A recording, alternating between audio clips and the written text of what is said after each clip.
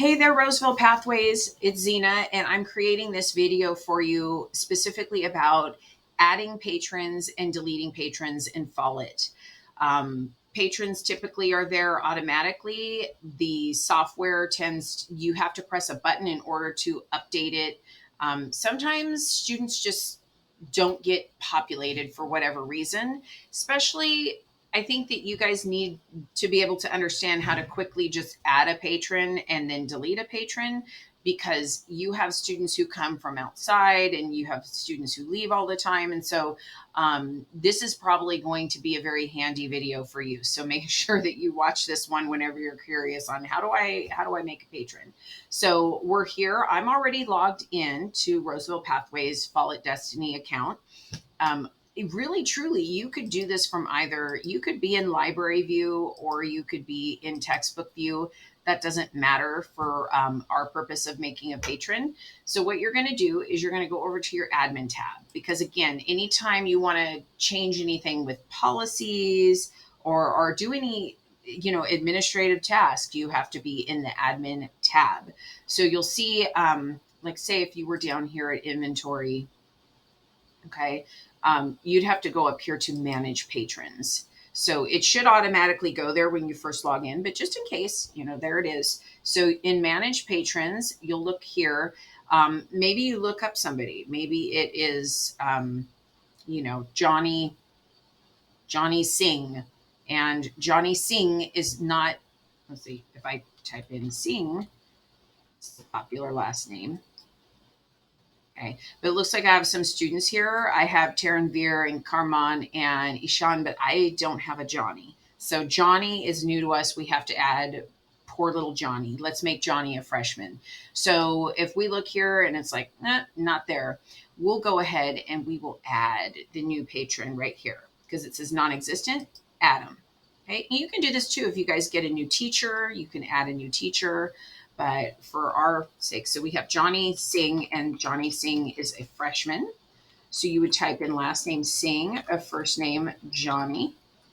Okay, district ID will be that 6-digit student ID number. So usually starts with a 6, but I'm going to go ahead and just do an arbitrary 6-digit number, 789789. We can go ahead and we can put birth date of, if Johnny gives us a birth date, we can add that in. Grad year, Johnny's a freshman. So Johnny is class of 2025, and Johnny is a 9th grader. Okay. So then what you would do is put in Johnny's username. So Johnny's username would be the first part of the email before you leave off the @student.rjuhsd. So we would put Johnny.Singh. Okay. And then down here, the barcode. This is a good lesson on how to distinguish whether or not it's a staff member, it's faculty, or whether it's a student.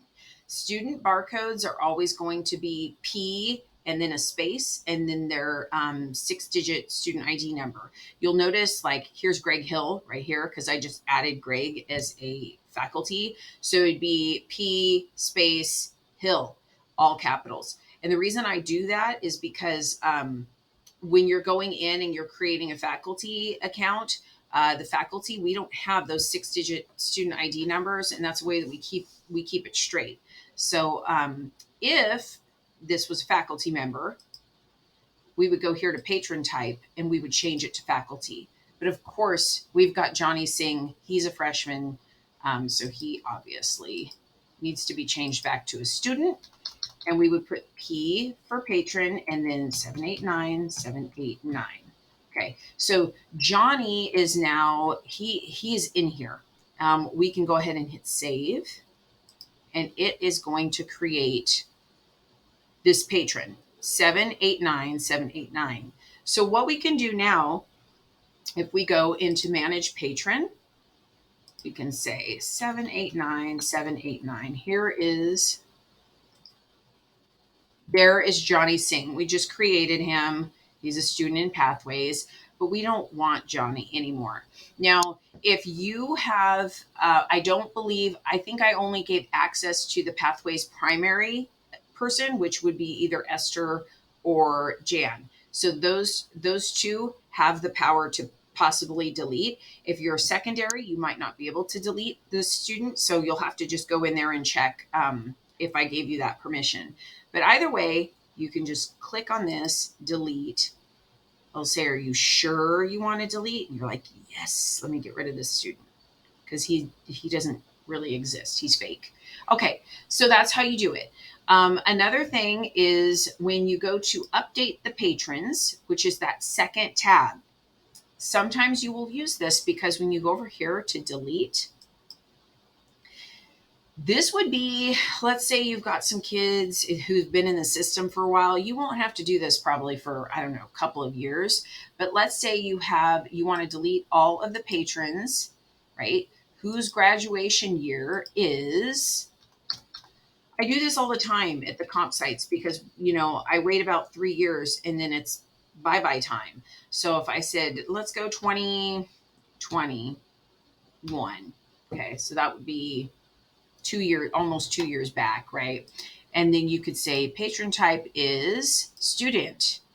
And then you can delete all of them. Obviously, I'm not going to do this because in the system, I don't believe we have any students who are in graduation year unless we've got some 6-year seniors. Might be possible, but I just don't want to make any mistakes and accidentally knock somebody out of here.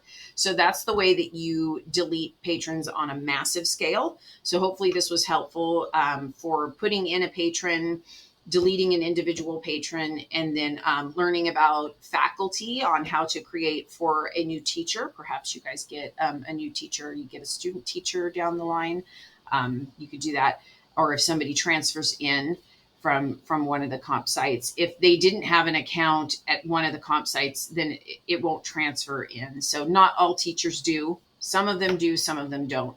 So it just depends on if they're using a lot of textbooks and, all of that. So I hope this was helpful. Email me if you got questions. I'll see you all later.